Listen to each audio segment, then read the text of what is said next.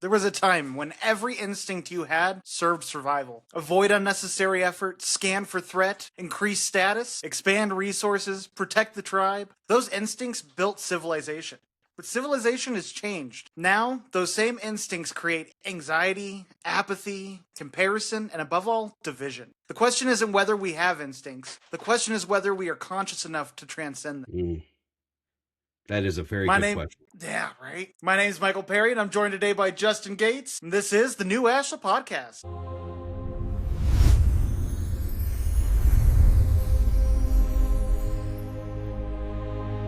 Hello and welcome to the new Ashla Podcast. Today we are diving into survival instincts. It's something we all think of sort of passively, you know, if a car's running at us and we jump out the way, or possibly we get that gut pit feeling when something goes awry when we had something perfectly planned. But there's so much more to this that we don't realize is happening beneath the scenes, and how much our survival instincts truly manage our perceptions and how we interact with the world. 100%. We just talked about one facet of this in the last episode, intuition versus fear, right? And survival instincts is something we talk about a lot on the show, but we've never really dove into it in a way that explains. And this show is really going to explain what we mean by when we say, you know, these survival instincts. I think this show is going to do a good job of kind of explaining that for everyone. You know, there's so much that happens automatically within our minds with the unconscious brain that we don't realize how much it influences not just how we interact with the world, but the way we think about it. You know, 80% of our or 95% of our thoughts come from the unconscious mind, which we hammer in every episode, but just to touch base on is the part of your mind that is attached to beliefs, feelings, and agreements we've made with ourselves, next to the 5%, which is what we actually are thinking, what we're consciously trying to think about. You know, you're trying to make a strategy, and you're consciously thinking with that 5%. But the rest of it's totally run by this system that's completely outside of our perspective. Yeah. You say thinking. We're doing mostly non-thinking. We're just reacting, right? We're just, Our minds are running tangents around this programming. That's what they do. And it's a very beautifully built system that we have. It just hasn't been updated in a long time. Yeah, haven't run the antivirus on the software. Well, you know, I just, you know, we're running on old software. This is stuff that was developed a really long time ago for a very good reason. But as we'll dive into today, this is the update that we've been waiting for, right? Because we have to move from a place of just unconscious reaction to a lot of this stuff, because our survival instincts are not going to ever go away. Probably not at least not in my lifetime. Maybe another 10,000 or 20,000 years from now, maybe we'll start to evolve. And we're probably evolving now, Michael, as we speak, right? Just little by little by little. But today's time to get that patch, right? Think of it like a game software. It's time to get the patch to kind of correct some of these spots that were just kind of reacting instead of steering our ship. So yeah, I figured the best way to go about this episode was to go about sort of a couple of the main divisions where this survival system tries to interact with our world. You know, the first one being energy conservation. You know, we used to have to travel a lot. We used to have to forage for food, build shelter, and our bodies prioritize the path of least resistance is what I always call it. But we're always looking for the most efficient way to go about life, whether we know it or not. It's one of the reasons the comfort zone's so dangerous, because it shrinks around us and it gets harder to leave because we get to a point where we can be as autonomous as possible and everything runs on a system, and it's a lot harder to expand if you're not consciously aware of that system pulling. Yeah. There was a time when this system was on point. It was wisdom, right? You're right, because food was scarce. We had to move around and find it. Danger was real.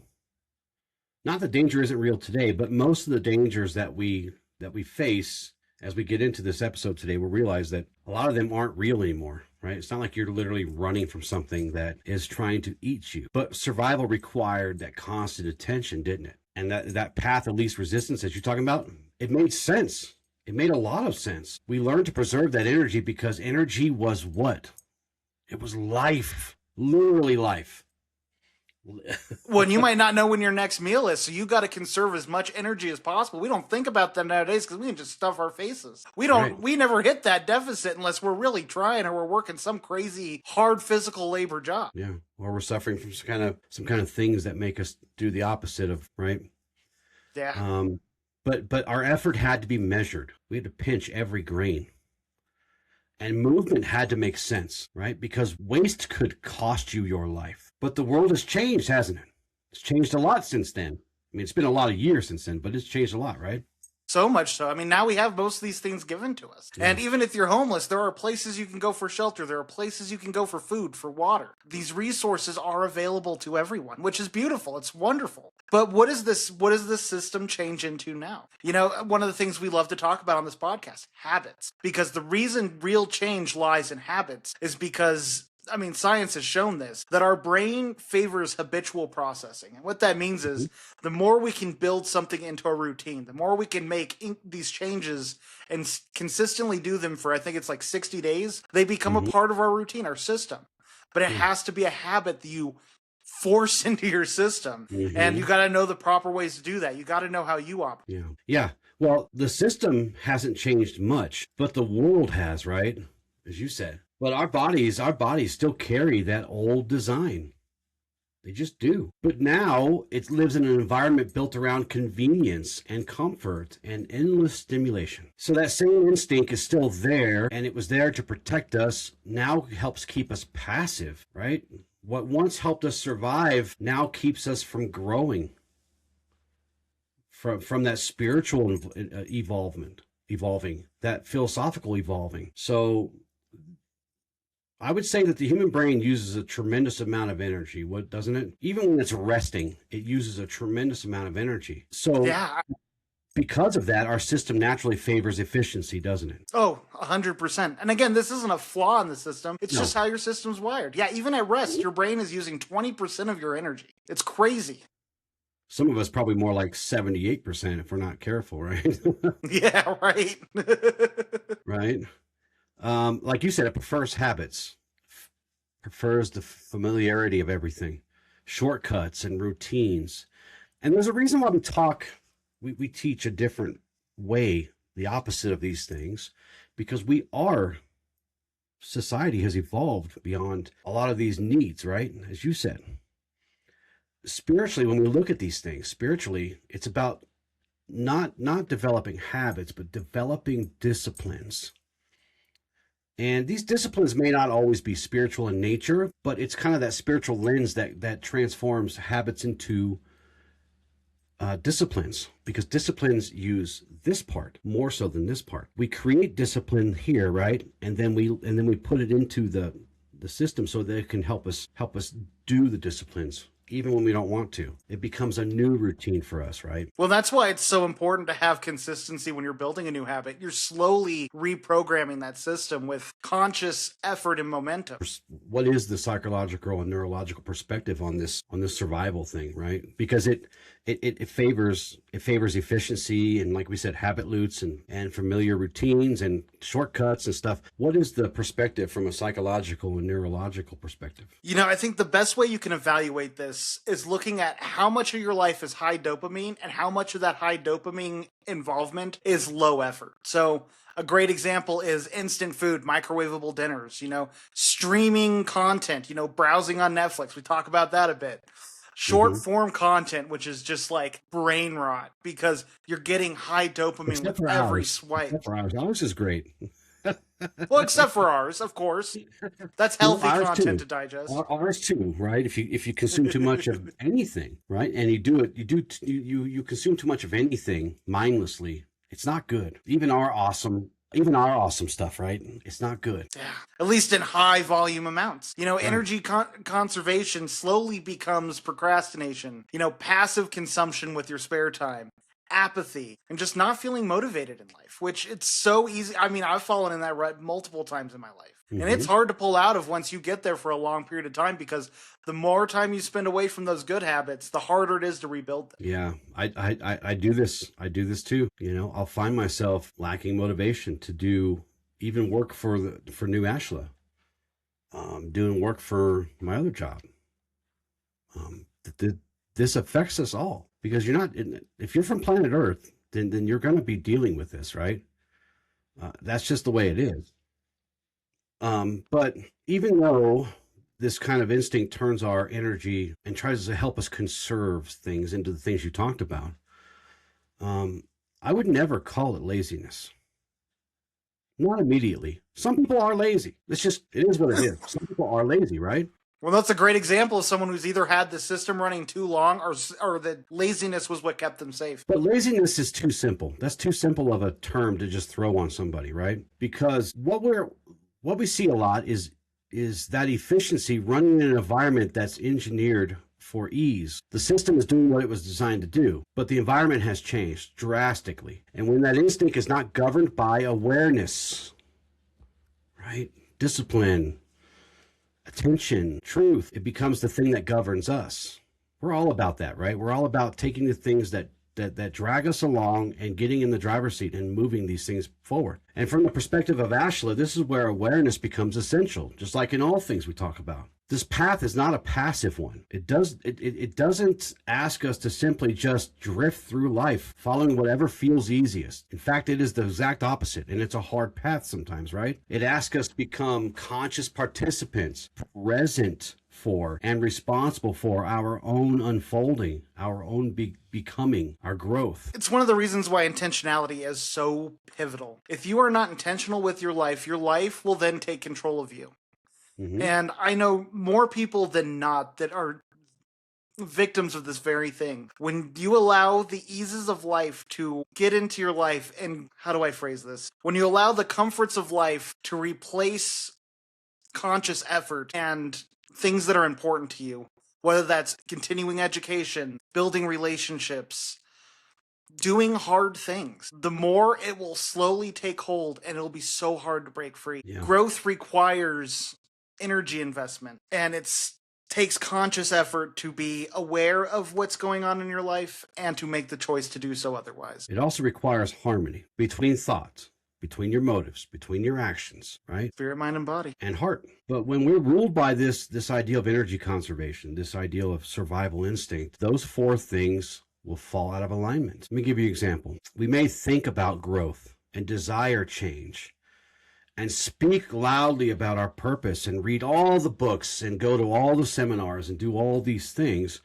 but our actions remain trapped in comfort. It just goes back to that comfort zone trap you're talking about. That is where disharmony will seed and grow. Not because you lack potential, not because there's something wrong with you, but because you just have allowed the survival self to choose for you constantly over and over and over again for too long.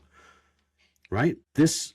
The light does not force us to grow. Everything here on this path is an invitation, right? But we have to answer that invitation. We have to answer that with what? With effort. Not crazy effort, not frantic and urgent and freaking out effort, right? And not being punished for anything, and not grinding yourself into exhaustion.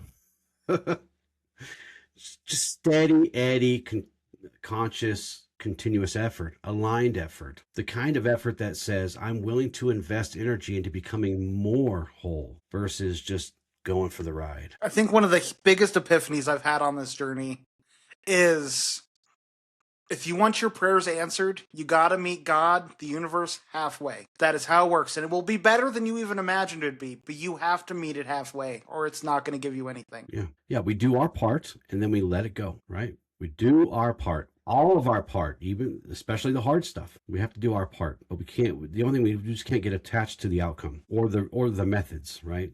We let the universe, God, do what they're going to do to see things happen. But first, we must resonate. And if we're not aligned, if we're fractured and scattered, right? That's not resonance, is it? We're just going to invite more chaos.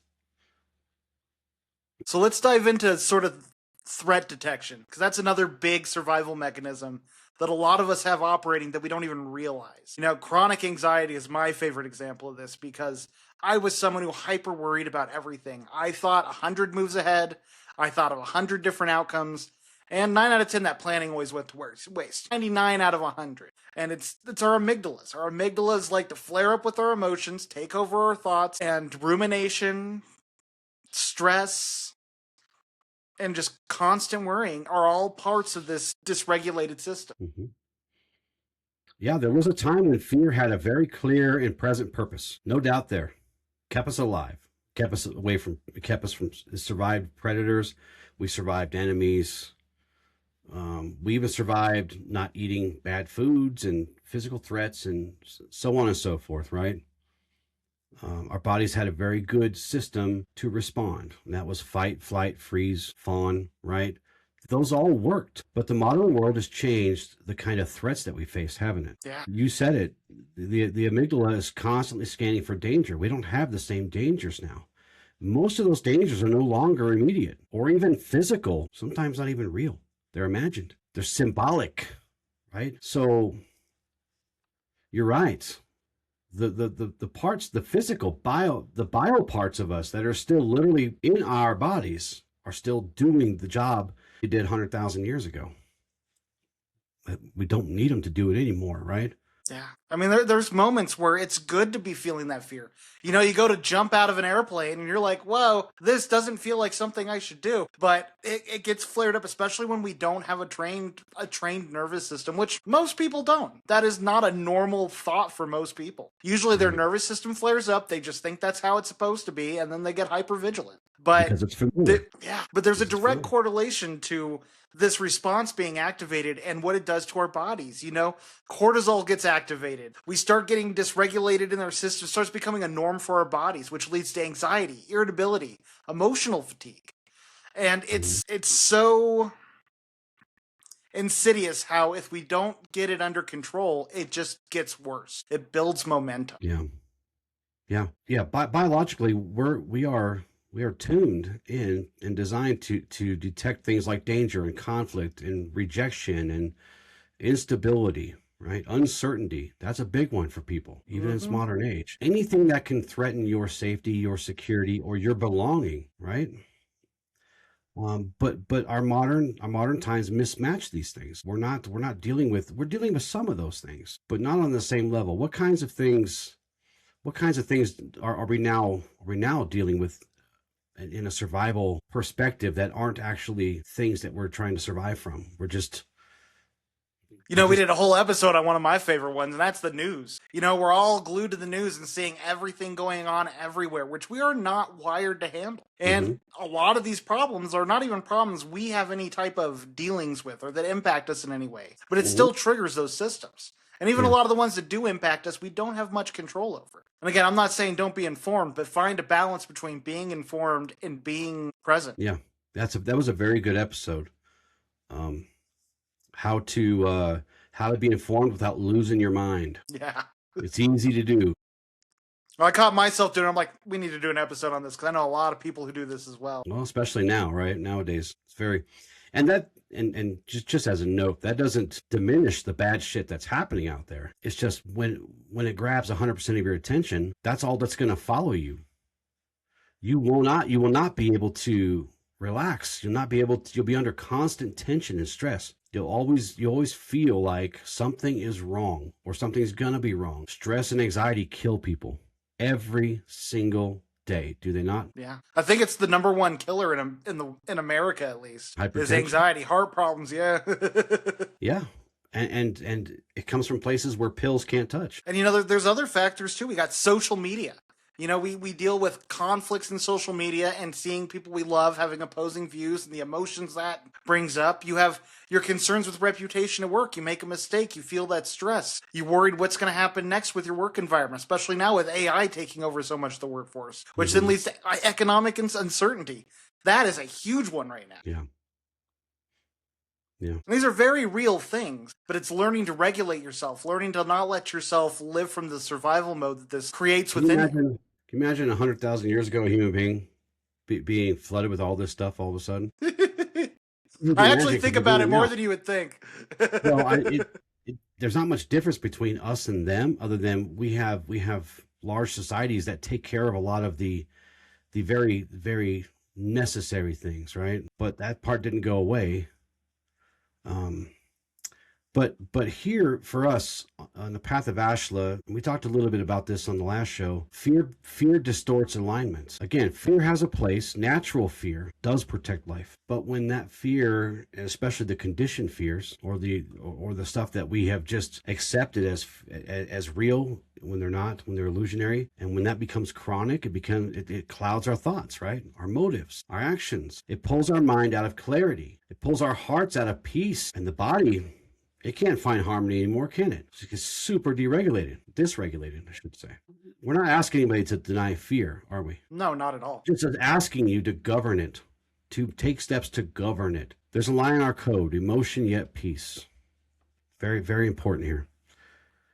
We feel everything. We feel what comes up. Doesn't even have to be real or not. Doesn't matter. But we do not surrender our whole being to it. We do not surrender sovereignty to it. We allow the feeling to speak, say its piece, let itself be known, but we do not take it and worship it. Let it take us around. We don't, in other words, we don't put it on the throne, right? Exactly. Some key things to look out for to see how much this is impacting your life is just how often do you feel hypervigilant, like you're constantly evaluating what could go wrong? How often do you feel on edge or irritable? How often do you find yourself doom scrolling or binging video games or TV series or whatever it is that distracts you? How often are you looking for an escape? And how emotionally reactive are you? Whether that's externally or internally. Where can I find places to pause? That'd be a question that I would ask. Right? What would change if I asked myself, is this danger or is this just reaction, activation? Fear helps us survive danger, but awareness helps us stop living as if everything is a danger, right? What would you say the most common places people do get stuck in this mode without realizing it? What are the most common themes you've seen? Well, I think a lot of it, as you're fond of talking about on the show, goes back very early in their life, and when people dealt with things not by talking but by screaming or throwing shit, breaking stuff, right? And then it teaches people, and that's just one example, of course, but it teaches people that they need to anticipate that every time someone disagrees, or they need to anticipate conflict when they come from a place of nothing but conflict, right? Even grown-ups who may have had a decent life up till early adulthood, if they're growing up in a war zone, what do you think that does to them, right? We see it from our troops. We see it from troops around the world.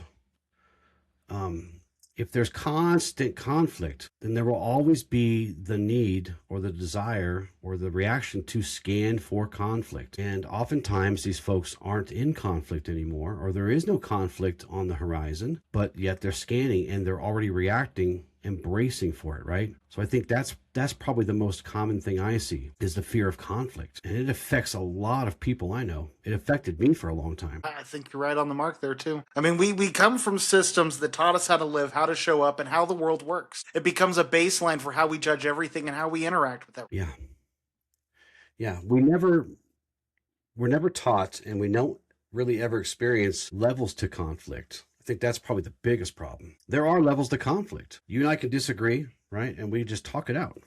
That's conflict, still a conflict, but our nervous systems aren't freaking out because we're just talking. We're saying words, right? That may not match each other, words in opposition of each other, but nobody's flipped any tables or slammed their fist or screamed at each other, right? So if you have two people like you and I that can have a conflict and work it out with words, someone witnessing who has no regulation, who has no concept of the levels of conflict, they go where? Right to war zone, right?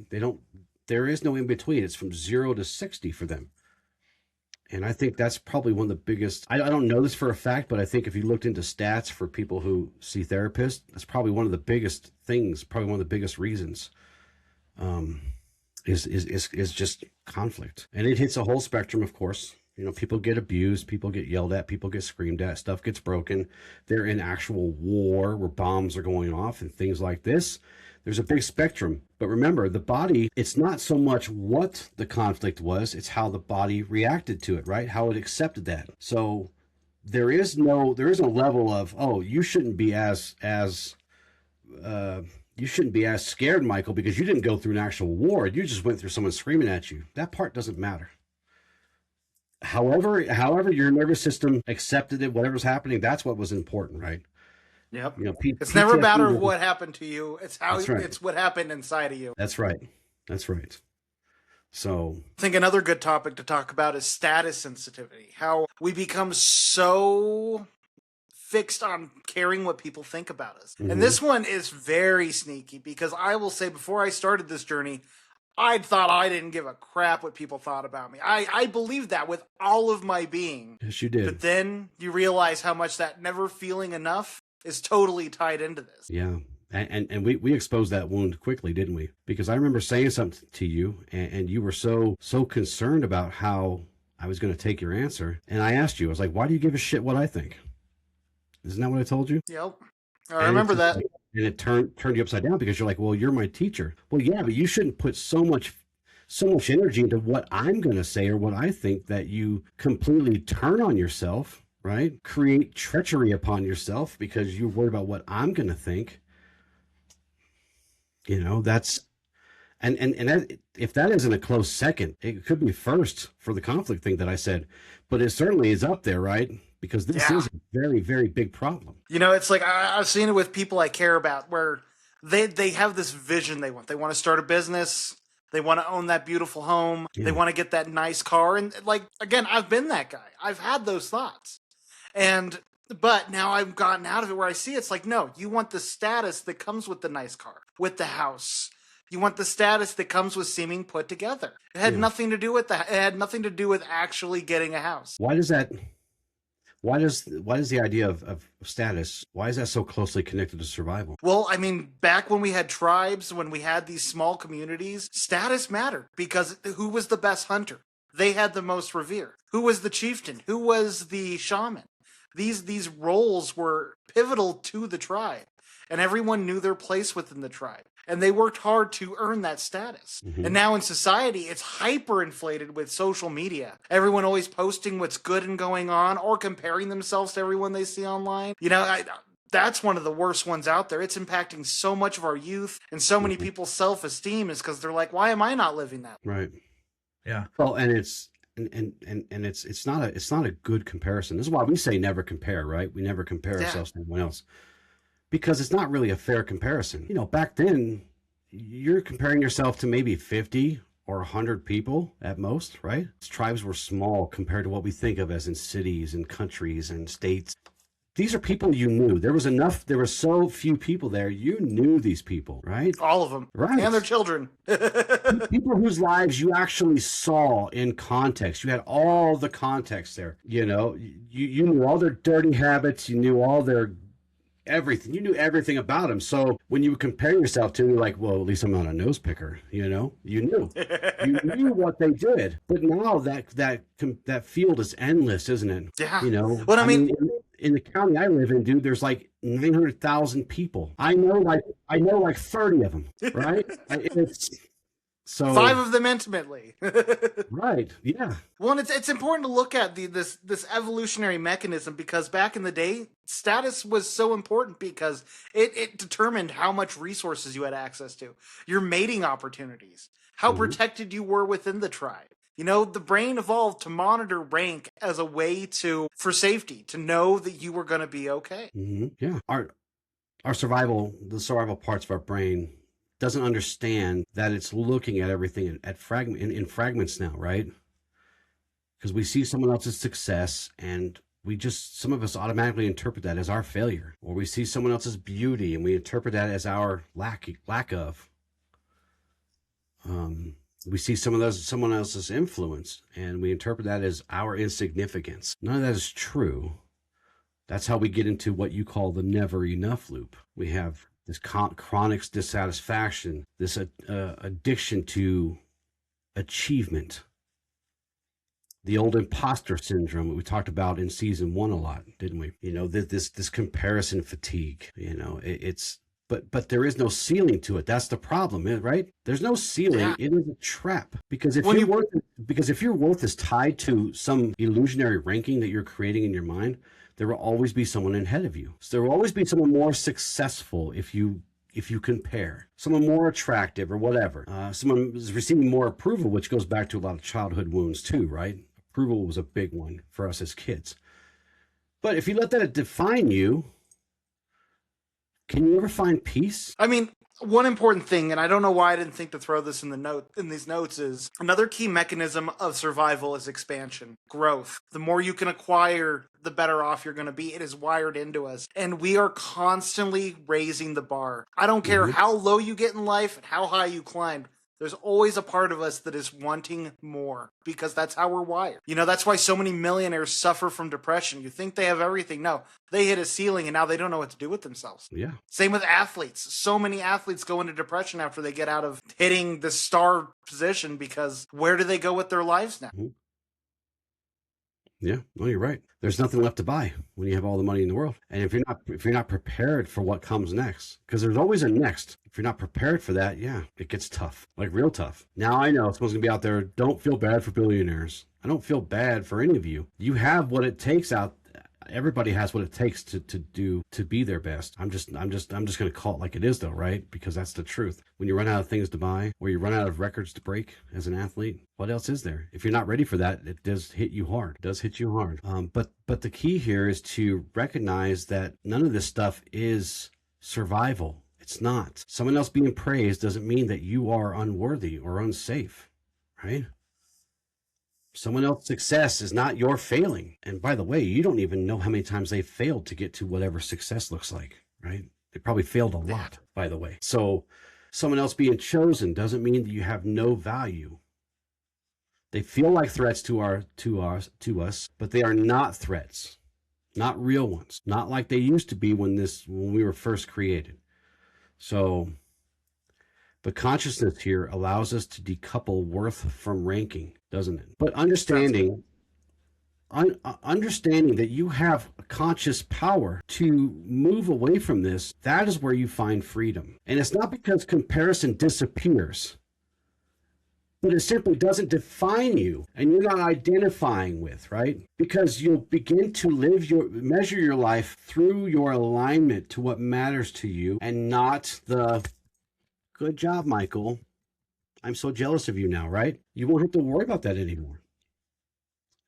You'll measure your life by your integrity and how you loved versus how visible you were. How many people show up to your funeral? I promise you won't care anyway. The only person's respect you should want is your own. That's right. And it's okay to want other people's respect, but not at the cost of all the things that make you you. That cost is too high. We talked about in a couple of shows where you asked me, I don't remember exactly how you asked me, but you asked me something like, how could I have such a strong inner locus of control? It's simple, because I measure my life based on things that matter and things that only I can give away, things that people can't take from me. Eventually you get to a point where you measure your life by things that are real and not all this illusionary garbage that was real at one time. Not saying that, but now it's mostly illusionary. So I think another area that'd be good to talk about is novelty. You know, like those weird toys at Spencer's. You're talking about it can count. That's what I think of when I hear the word novelty. I think of Spencer's or Hot Topic or something. I think of people in my life, myself included, who love to spend money buying and getting more and more, constantly trying to fill that void within their souls. You know, I guess it does kind of tie into what we were talking about earlier with expansion. It's this constant feeling like if I get more, then I'll finally be content. I'll finally be happy. New. It's all about the new. The new phone just dropped? The new territory, or the new house, and the newest car, and the newest phone, and the newest friends, and even new girlfriends or boyfriends, or new relationships, right? New. That stuff was important a long time ago, because if we looked for new territory and we explored, get new means of food and new kinds of shelter and new kinds of resources, and we could actually find other people, right, that we can grow into our tribe or assimilate into theirs, because the bigger the better, right? Strength in numbers. You know, one guy can't hunt a tiger, but 16 of them can. That tiger doesn't have a chance, right? So that impulse to seek what was beyond what we know, and that's why we say novelty. We're looking for the unknown. We're looking for the possibility out there, right? It wasn't meaningless. It helped us expand into what the world we see now, where there are people literally everywhere, right? But Unlike other survival systems, this drive was built because the world that we lived in was scarce in a lot of ways, right? Yeah. Well, I think we take on scarcity mentalities, no matter where we're at, whether we're well off or not. Mm-hmm. We always feel like that we need more. Yeah, yeah. How for us modern human beings, dopamine plays a big role here, doesn't it? Oh God, it's the driving factor. Dopamine is like at the baseline of all of the things that make us function. And when Mm-hmm. you are someone who wants to buy the next new thing, and dopamine spikes, that new phone releases. Oh my God, I'm so excited for it. You order it and you're waiting for it to come, and that dopamine's going crazy for the week. You're watching the reviews, you're doing the research, then it gets there, you're super excited for like a day and a half, and then all of a sudden it's just it's the phone you're using. It's literally the same phone, it just has a different color. It's a different color, a little right. faster. You don't notice it though. After a couple days, right. It's just there. Yep. Same with that nice new car. You'll notice it for a couple weeks, maybe, and then it's just gonna be, yep, this is what I drive every day. It's what I drive every day to go to a job I hate and do all this stuff. Yeah. It just becomes part of the stuff that makes you unhappy. It becomes a part of that. Now it's taking me to the places I don't want to be, or to the people I don't want to be with, or whatever the case may be, right? It could be the opposite of that. It could drive you to the places you love to be and stuff like that too. But for a lot of us, we don't count it towards that. We just count it towards just another thing that now I got to pay for it. Now it's now it's too expensive. Now that the fun is worn off, now it's just an expense, right? Yeah. And hey, I've been that guy. Anyone listening who knows me is like, that was totally you, which it was. I was always about getting the new iPhone when it came out, having a nice car. And now it's like I buy my cars cash. I let my phone run for however long unless they come out with something I really need. Right. Until it stops working. In my case, yeah. That's the way to be right there. It'll probably be another 5 or 7 years before I get a new phone now, because I've got like one that's just one. I finally had to get a new one before this latest ones that were dropped, but yeah, it'll be another 5 or 7 years. Depends on if I can stop from dropping it and shattering it and do all that kinds of things. But so we had this ancient drive to explore in a world for us back then was basically infinite novelty, right? There was infinite. But now we have infinite content, infinite products, and infinite upgrades. We're talking about phones, right? Infinite experiences, infinite opinions. Oh, right at our fingertips. Oh boy, infinite identities. Just infinite. That system that was built to help us get through scarcity, we still have that drive, but now it's surrounded by endless stimulation and choice and all this stuff. You might be too young, Michael, but I remember, and I know Heather does too, you'd go to the store and stores seemed smaller, but there was less stuff, There were 2 options of Doritos, if even 2. There was like 2 options for bread, right? There was like 2 bread companies and 2 chip companies, and you either liked Doritos or you liked Lay's, man. That was it. You didn't have all this. And now they have this giant shelf that's as big as like the Library of Alexandria, man, but just full of different kinds of chips, just chips. And there's 50 other rows with other things. And there's always an infinite number of products trying to get on those shelves. So it just never ends, right? So that the problem we have now in the modern day with this drive is that the exploration never stops. It never completes, right? Because you can't possibly get through all the infinite things now. You will always find the next thing you want to do, buy, or experience. Like, dude, back then they got to the ocean and they said, "Oh crap! Well, we can't go any further. Let's just set up shop here." And then it was, several generations later where they developed boats, and then they could go, and then it started over again for them. And then they went to islands and they went to other continents and things like that. But for us, it never ends. That's a problem, isn't it? But takes its toll. Being conscious about what's going on in your life allows you to have depth. When you're constantly exploring, expanding, buying, everything becomes shallow. I have had plenty of those things that I purchase and wind up on a shelf a week later and I never touch again. Mm-hmm. And it's one of those things that once you're mindful of it, once you know better, do better, right? Yeah. There's another thing that's important to say here. This really sounds a lot like insight without integration. You must balance your expansion with integration. Yes, the universe moves. So do we, but it moves in harmony, or it moves toward harmony. Harmony, right? This growth and expansion is not just simply a way to reach outward. We should look at it as an ability to receive and embody and live with the things that we gather, the things that we learn. And this is where a lot of people get caught, right? Philosophically, they'll look for the next teaching, or even spiritually, they'll look for the next practice or the next breakthrough or the next sign and the next experience and the next and the next and the next and the next. And they never slow down long enough to become anything what they were trying to become.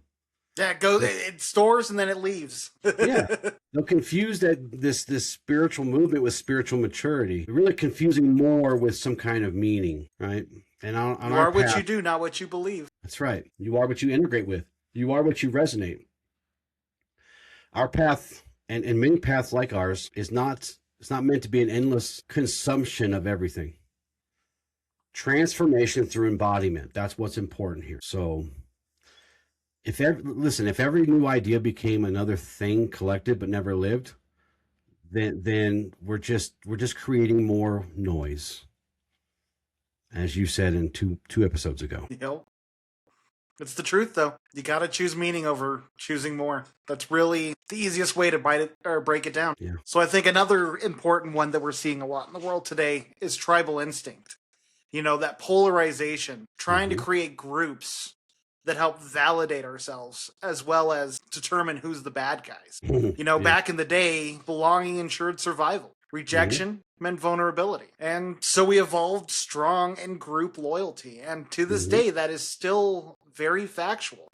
You know, I read a book called The Laws of Human Nature. It is one of my favorite books of all time. And it talks about how group mentality, literally, when you're in a group for too long, you spend too much time being exposed to it, your identity will mold to the group.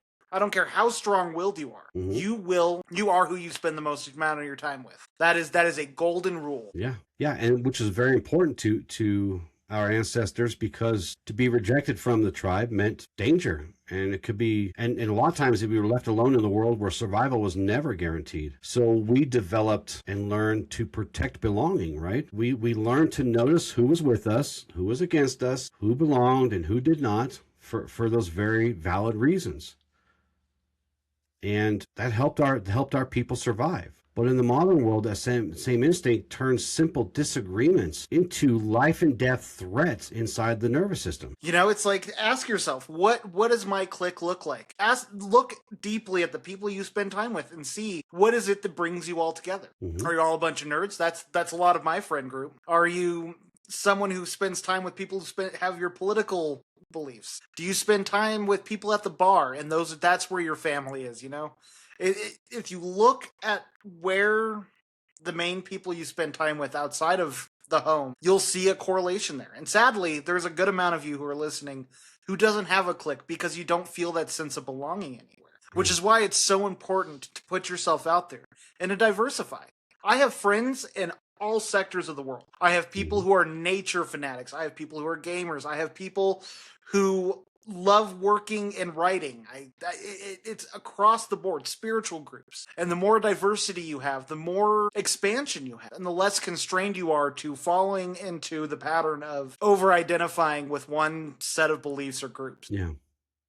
Yeah, and what happens is we talked about this in a few shows back, this creates this outrage culture, where people literally trying to kill each other over just basic disagreements sometimes. And you start seeing this nonsense like moral outrage and just reactive judgment, which is probably one of the worst parts of it. But the worst part of it, that groupthink.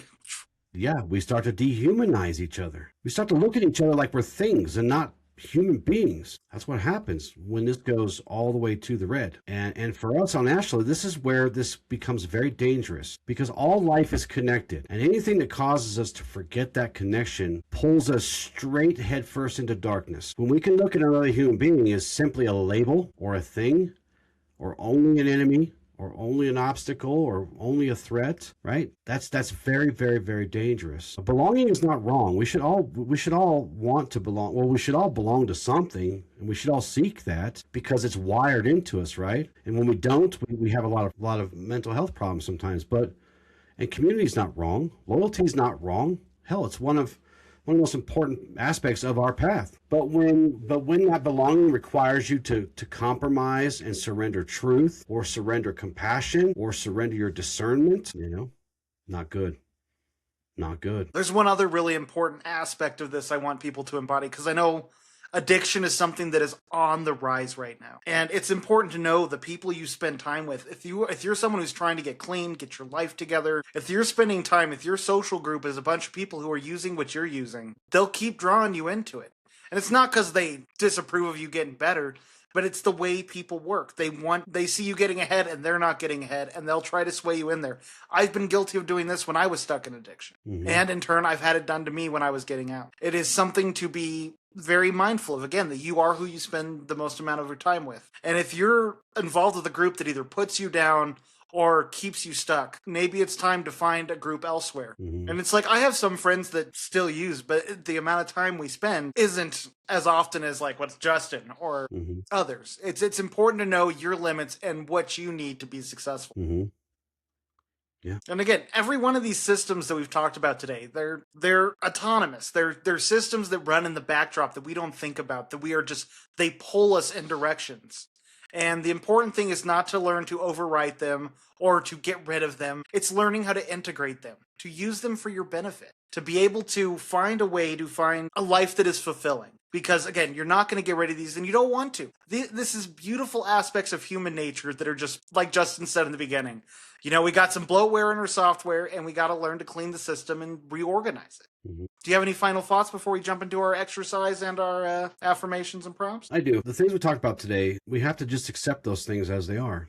And they're not a condemnation. We're just human beings. Nothing wrong with being a human being. Human beings do wrong things, but it's not wrong to be a human being. We have these things. These instincts are not flaws. They're not failures. There's nothing wrong with you. They were put there a long time ago, and they haven't quite caught up to modern life. So we have to do the thing. We have to be conscious and give our awareness and our attention to them when they come up. They don't always come up, but when they come up, just like with any trigger that we find in this world, we have to pause and we have to look at it and say, is this really happening? Am I really being chased by a pterodactyl or something? No, it's just a pigeon. No.